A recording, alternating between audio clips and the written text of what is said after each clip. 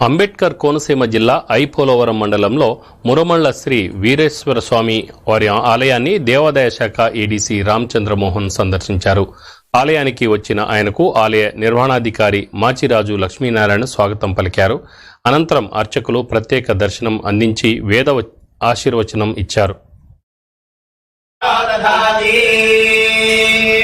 नीराजन्द्रस्यामि नीराजनानन्दं पुष्पार्घं समर्पयामि नमस्करोमि हर हर नमः पार्वतीपतये हर हर महादेव